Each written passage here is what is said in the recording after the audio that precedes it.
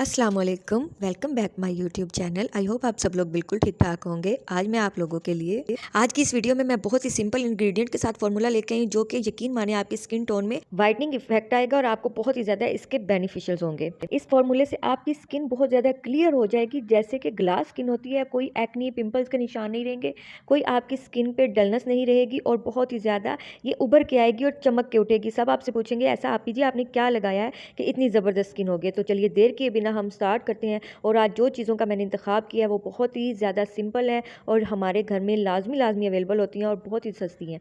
सबसे पहले हमने क्या करना है, हमने ले लेनी है कर्ड यानी कि दही ले लेनी है।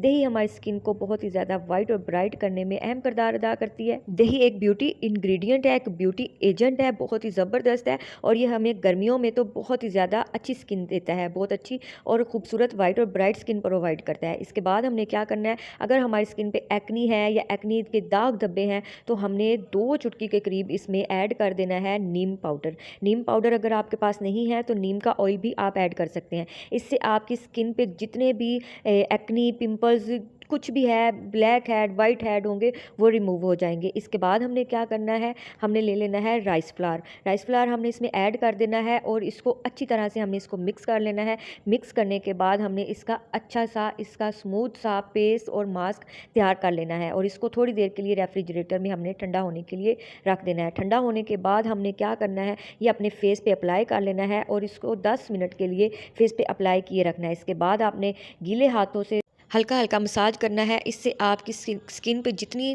डेड स्किन होगी वो रिमूव होगी, ये आपकी स्किन को एक्सफोलिएट करेगा और बहुत ही ज़्यादा वाइट और ब्राइट करेगा। इसके बाद आपने नॉर्मल वाटर से वॉश कर लें। अगर आपके लिए वीडियो थोड़ी सी भी हेल्पफुल रही हो तो चैनल को सब्सक्राइब कीजिए और वीडियो को लाइक कीजिए।